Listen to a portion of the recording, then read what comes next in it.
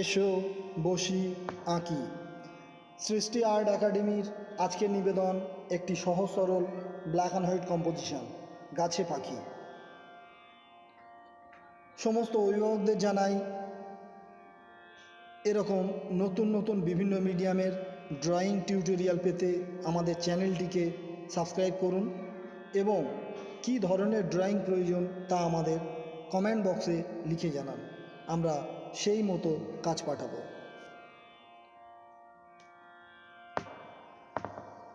এই black and white কম্পোজিশনটি করার জন্য লাগবে একটি সাদা পেজ, কালারের জন্য লাগবে ক্যামেলের পোস্টার কালার ব্ল্যাক।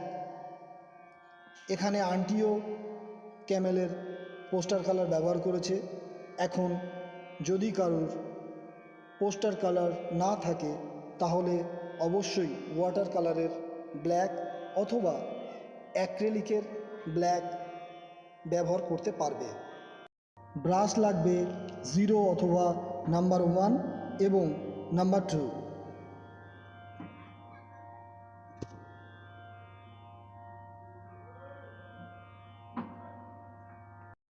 যারা এই কম্পোজিশনটি ওয়াটার কালারে করতে পারবে না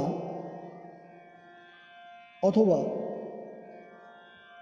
পোস্টার কালারে করতে পারবে না, তারা অবশ্যই প্যাস্টেলের ব্ল্যাক কালার ব্যবহার করে এই কম্পোজিশনটি করতে পারবে।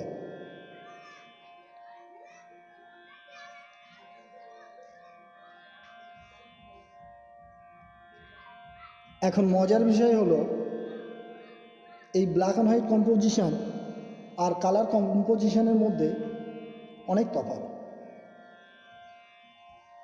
কালার কম্পোজিশন অতি সহজে বিভিন্ন জায়গায় বিভিন্ন ধরনের রং ব্যবহার করে আমরা অতি সহজে এটা করতে পারি।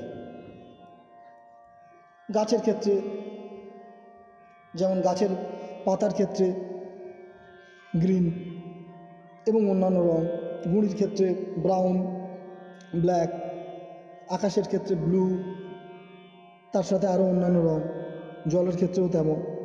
এইভাবে আমরা বিভিন্ন জায়গায় বিভিন্ন কালার ব্যবহার করে কালার কম্পোজিশনটি কমপ্লিট করতে পারি। কিন্তু ব্ল্যাক অ্যান্ড হোয়াইটের ক্ষেত্রে কেবলমাত্র হোয়াইট পেজের উপর ব্ল্যাক কালার দিয়ে সমস্ত বিষয়টাকে ফুটিয়ে তুলতে হবে। তাই সমস্ত ছাত্রছাত্রীদের বলি, তোমরা খুব মনোযোগ দিয়ে এই কাজটি দেখো আর দেখতে দেখতে তোমাদের নিজেদের খাতায় রূপদান করো।